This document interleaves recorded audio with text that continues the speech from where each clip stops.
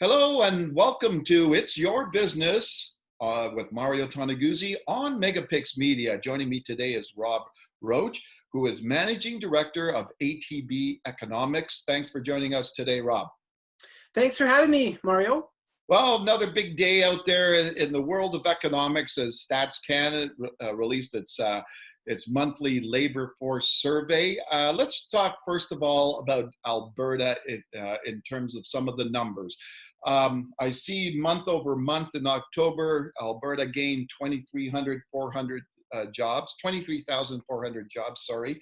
Tell me what's happening there and why the gain and why we're seeing the gain. Yeah, well, these days, when we get a labor market report like we did today that is up rather than down, that's good news.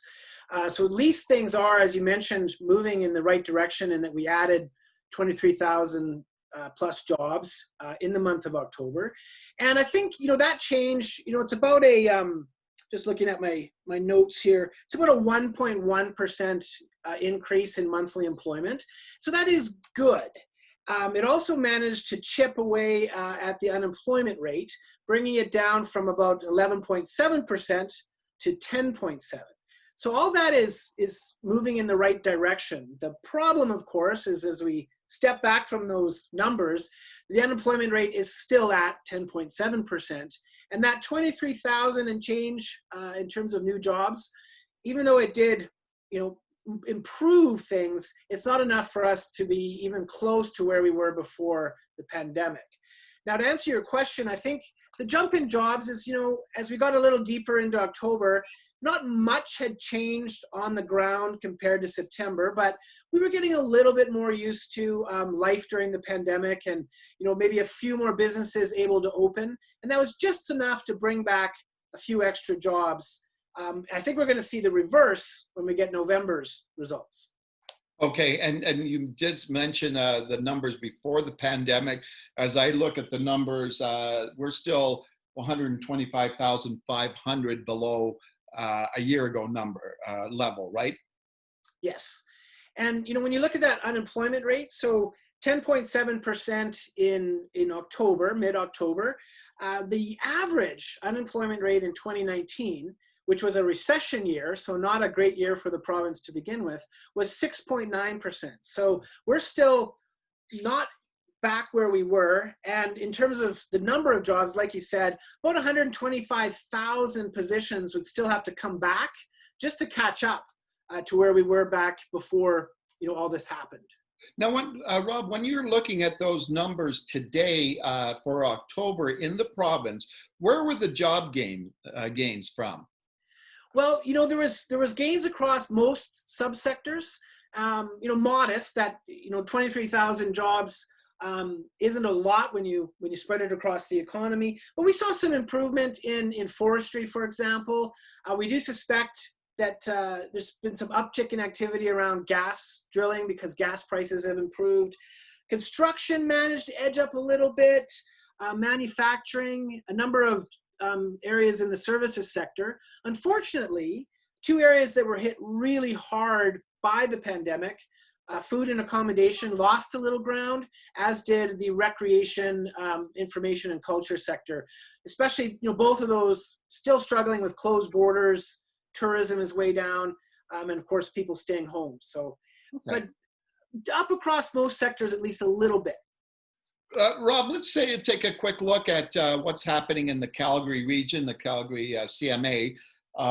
In terms of month over month, 17,000 new jobs. However, year over year, we're still down 29,200.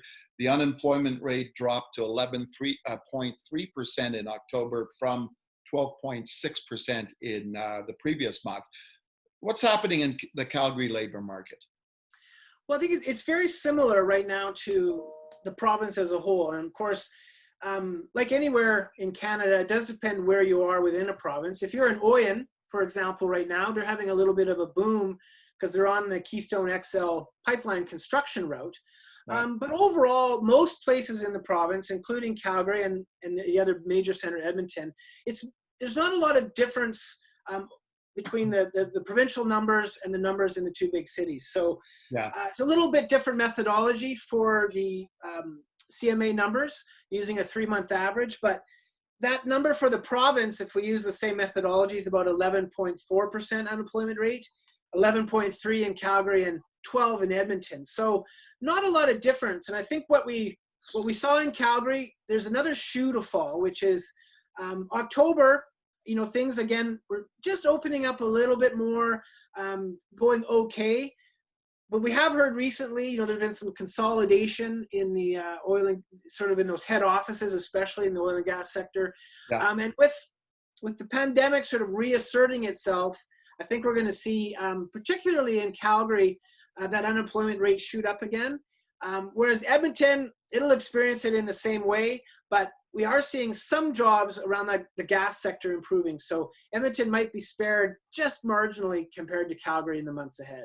Okay, and as you look ahead in those months, what you know, how important, I guess, is a rebound in the economy to these jobs, and you know, maybe can you talk a little bit about what you guys have been forecasting at ATB for the following, I guess, next few months plus in the year ahead?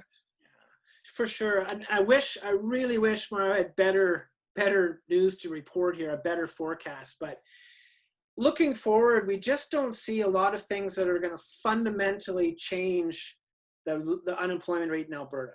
Yeah. So we're expecting it to stay, you know, in that 10 to 11% range right through next year and into 2022. Now, there will be some jobs coming back. There will be employment gains, but not enough to keep up with the demand. So we still have some discouraged workers who need to come back into the labor force. We need to make up that 125,000 jobs that were still down from where we were last year. And we need to keep up with population growth. So unfortunately, the unemployment rate, we don't expect it to budge from where it is now. And that also assumes that we won't see things get too much, that the disruption from the pandemic won't get much worse. So that's assuming things, you know, the second wave is contained. Yeah. And what's going to change those numbers is eventually a vaccine coming into play. Once that happens, you know, maybe we can start to see some sort of normalcy come back, borders reopen, things like that. That's what it's going to take to really fundamentally move those numbers. Okay, super. Thanks, Rob, for joining us today. Thank you, Mario. Okay, that was Rob Roach, who is Managing Director of ATB Economics. This has been It's Your Business with Mario Toneguzzi on Megapix Media. Thanks for joining us today.